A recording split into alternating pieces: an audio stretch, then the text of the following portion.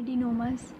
जो हमारे पास थायराइड के एडिनोमास है ना, बेसिकली एडिनोमा एक ऐसा ट्यूमर होता है जो कि ग्लैंड से अराइज करता है। और थायराइड के अंदर आपको पता है फॉलिकल्स होते हैं, और तो उनसे जो ट्यूमर अराइज करता है उसको हम एडिनोमा कहते हैं।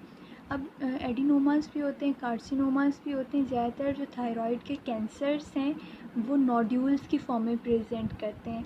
सबसे पहले एडिनोमास होते हैं। एडिनोमास हमारे पास सॉलिटरी नोड्यूल्स है, सिंगल नोड्यूल होता है, ठीक है। मीन्स कि एडिनोमा में सिंगल नोड्यूल होता है, जबकि जो हमारे पास कार्सिनोमास है या मल्टी नोडुलर गॉइटर वगैरह, उनके अंदर मल्टीपल नोड्यूल्स होते हैं। तो ये सॉलिटरी नोड्यूल है जो फॉलिकल से अराइज करता है। फॉलिकुलर एपिथेलियम से जो नोड्यूल अराइज करता है उसको हम फॉलिकुलर एडिनोमा कहते हैं। अब हमारे पास फॉलिकुलर कार्सिनोमा भी होता है, लेकिन हमने उसको फॉलिकुलर एडिनोमा से डिफ्रेंशिएट करना है। मैं नेक्स्ट आपको बताऊंगी कि इन दोनों को हम कैसे डिफ्रेंशिएट करते हैं। ये हम लोगों ने इससे पहले एक चीज़ पढ़ी हुई है कि एडिनोमास जो है वो they're the precursor lesions for carcinomas. लेकिन आपने यहाँ पे ये चीज़ याद रखनी है कि एडिनोमास जो थायराइड ग्लैंड के होते हैं वो कार्सिनोमास में हमेशा कन्वर्ट नहीं होते, ठीक है। ये मैं आपको नेक्स्ट इस पॉइंट को एक्सप्लेन भी करूँगी। अब मैंने आपको बताया कि इनके अंदर सिंगल नोड्यूल्स होते हैं और थायराइड ग्लैंड के अंदर होते हैं और फॉलिकल्स से अराइज करते हैं, ठीक है। फॉलिकल्स इनका ओरिजिन है, फॉलिकुलर एपिथेलियम। अब ये जो नोड्यूल्स हैं दे में भी कोल्ड नोड्यूल्स, कोल्ड होते हैं, ठंडे, मीन्स के नॉन फंक्शनल, जो अभी तक फंक्शन परफॉर्म नहीं कर रहे। जबकि हॉट नोड्यूल्स या फंक्शनल नोड्यूल्स, फंक्शनल का मतलब ये है कि वो नोड्यूल्स क्योंकि फॉलिकुलर एपिथेलियम से अराइज हो रहे हैं, और आपको पता है कि यहाँ पे फॉलिकुलर एपिथेलियम और कॉलॉइड इन सब के अंदर मिलके थायराइड हार्मोन्स बनते हैं। तो इनके अंदर हॉट नोड्यूल्स होते हैं विच आर फंक्शनल, जो कि थायराइड हार्मोन्स बनाते हैं। इनकी पैथोजेनेसिस, अब हमारे पास ये एक फंक्शनल और एक नॉन फंक्शनल नोड्यूल्स हैं। जो फंक्शनल नोड्यूल्स हैं उनको हम टॉक्सिक एडिनोमा भी कहते हैं, और दूसरा हमारे पास कोल्ड और नॉन फंक्शनल एडिनोमास। इन दोनों की पैथोजेनेसिस डिफरेंट है। टॉक्सिक एडिनोमास जो है वो उनमें म्यूटेशंस डिफरेंट है, और कोल्ड एडिनोमास की म्यूटेशंस डिफरेंट है। यही डिफरेंट म्यूटेशंस अभी मैंने आपको बताया कि सब एडिनोमास कार्सिनोमास में कन्वर्ट नहीं होते, उसकी रीज़न्स ये म्यूटेशंस ही हैं। जो हमारे पास टॉक्सिक एडिनोमा है उसमें थायराइड TSH रिसेप्टर और हमारे पास ये G प्रोटीन्स के जो जीन्स हैं उनके अंदर म्यूटेशन होती है। तो एक तो TSH रिसेप्टर और दूसरा G प्रोटीन के जीन्स में म्यूटेशन। अगर आपको याद हो तो ये फिगर 24.8 है बिग रॉबिन्स में। इस फिगर में मैंने आपको बताया था कि जब भी ये हमारे पास TSH एक स्टिमुलेटिंग हार्मोन आता है, वो थायराइड ग्लैंड के ऊपर एक रिसेप्टर लगा होता है, उस रिसेप्टर के साथ बाइंड करता है। इसको हम TSHR भी कहते हैं, मीन्स कि TSH रिसेप्टर। ये रिसेप्टर के साथ जब बाइंड करता है इसकी वजह से G प्रोटीन एक्टिवेट होती है, एडिनाइल साइक्लेज बनता है, और उसकी वजह से कैम्प कंसनट्रेशन इंक्रीज़ होती है। इसकी वजह से अल्टीमेटली थायराइड हार्मोन्स बनते हैं। अब जो टॉक्सिक एडिनोमा है उसके अंदर म्यूटेशन या तो इस रिसेप्टर में होगी या फिर इस G प्रोटीन के अंदर म्यूटेशन होती है, ठीक है। ये दो म्यूटेशंस होती हैं टॉक्सिक एडिनोमास में या फिर हॉट नोड्यूल्स के अंदर, ठीक है। होप सो कि ये चीज़ समझ में आ गई होगी। और इन दोनों म्यूटेशंस की वजह से ये बेसिकली गेन फंक्शन म्यूटेशंस हैं।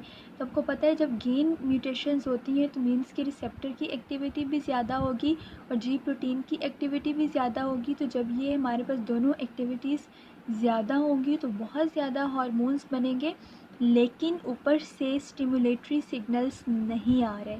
तो हार्मोन्स इसके अंदर बहुत ज़्यादा बन रहे हैं due to gain functional mutation in genes, and this hormone production is independent of TSH stimulation. Mean के ऊपर से पिट्यूटरी से कोई सिग्नल नहीं आ रहा, ये नीचे म्यूटेशन है ग्लैंड के अंदर, उसकी वजह से बहुत ज़्यादा हार्मोन्स प्रोडक्शन हो रही है। इसको हम थायराइड ऑटोनमी कहते हैं, ठीक है। अब यहाँ पे दो तरह की म्यूटेशंस मैंने आपको बताई ये होती है फॉलिकुलर एडिनोमास की म्यूटेशन, स्पेसिफिकली जो टॉक्सिक एडिनोमास हैं उनकी म्यूटेशंस। और ये म्यूटेशंस फॉलिकुलर कार्सिनोमास में नहीं होती। हमेशा जब अगर एडिनोमा और कार्सिनोमा में म्यूटेशंस शेयर हो रही हों उस वक्त एडिनोमा कार्सिनोमा में कन्वर्ट होता है, लेकिन यहाँ पे कार्सिनोमा में म्यूटेशन ऐसी है ही नहीं। कार्सिनोमा में ज़्यादातर ट्यूमर सप्रेसर जीन्स में म्यूटेशन होती है and these are not tumour suppressor genes, ठीक है। इसलिए एडिनोमास कार्सिनोमास में कन्वर्ट नहीं होते, स्पेसिफिकली जो टॉक्सिक एडिनोमास हैं। लेकिन कोल्ड एडिनोमास का केस डिफरेंट है, ये नॉन फंक्शनल है। और ये क्यों होते हैं? ये रैस जीन की म्यूटेशन की वजह से या PIK3CA म्यूटेशन की वजह से। और आपको पता है कि ये हमारे पास जो है वो ग्रोथ को कंट्रोल करते हैं, ट्यूमर सप्रेसर जीन्स हैं। तो जब इनके अंदर म्यूटेशन होगी तो उसकी वजह से बहुत ज़्यादा एक्सेसिव ग्रोथ होगी and ultimately it leads to carcinoma. तो टॉक्सिक एडिनोमास कार्सिनोमा में कन्वर्ट नहीं होते, जबकि cold adenomas they are precursors of carcinomas. अब इनके अंदर मॉर्फोलॉजी में क्रॉस में हमें नोड्यूल्स मिलते हैं। एक चीज़ आपने याद रखना है, एक तो डिफरेंस हो गया कि ये एडिनोमास कार्सिनोमास में कन्वर्ट क्यों नहीं होते और कोल्ड एडिनोमास क्यों कन्वर्ट होते हैं। सेकेंडली, हम एडिनोमास को कार्सिनोमा से डिफ्रेंशिएट करते हैं according to the gross, because जो एडिनोमास है दे आर वेल डिफ्रेंशिएटेड और सेकेंडली वो कैप्सुलेटेड होते हैं। कार्सिनोमास आपको पता है हमेशा जो है वो पुअरली डिफ्रेंशिएटेड होंगे और उनके ऊपर कैप्सूल भी नहीं होगा। इसके अलावा ये आप देखो, it is surrounded by intact capsule. In nodules का साइज़ यहाँ पे लिखा हुआ है 3 सेंटीमीटर से 10 सेंटीमीटर तक इनका कलर, ठीक है। ग्रॉस में बस आपको मेन चीज़ जो है वो कैप्सुलेटेड पता होनी चाहिए कि these are the capsulated nodules. Histo में इनका वही हमारे पास, एक तो ये वेल डिफ्रेंशिएटेड फॉलिकुलर एपिथेलियम होती है इनके अंदर। Secondly their hallmark is capsule. अच्छा, यहाँ पे मैंने एक चीज़ मेंशन नहीं की, मैंने आपको बताया कि जो टॉक्सिक एडिनोमास हैं ये कार्सिनोमास के प्रिकर्सर्स नहीं है, जबकि cold adenomas they are precursors of carcinomas. तो इसीलिए जो कोल्ड एडिनोमास हैं उनके अंदर थोड़ी थोड़ी कार्सिनोमास की साइंस एंड सिम्टम्स होंगी, थोड़े फीचर्स होंगे, जिस तरह से उनके अंदर न्यूक्लियर एटीपिया होगा, उनके सेल्स का साइज़ शेप के अंदर वेरिएशंस होंगी, तो वो इन कोल्ड एडिनोमास के अंदर हो सकती हैं। अब ये कैसे प्रेजेंट करते हैं? They present as a unilateral painless mass, कि एक साइड पे पेनलेस मैसेज के नोड्यूल्स तो होते हैं, nodules as a mass present करते हैं बट दे आर पेनलेस। इनको हम डायग्नोस कैसे करते हैं? हिस्टोलॉजी पे डायग्नोस करते हैं, फाइन निडल एस्पायरेशन पे, अल्ट्रासोनोग्राफी और रेडियो एक्टिव आयोडीन, ये एक स्कैनिंग मेथड है। इसमें जो हमारे पास नॉन फंक्शनिंग नोड्यूल्स हैं वो less radio active iodine Uptake करेंगे और जो फंक्शनिंग नोड्यूल्स हैं वो ज़्यादा रेडियो एक्टिव आयोडीन अपटेक करेंगे।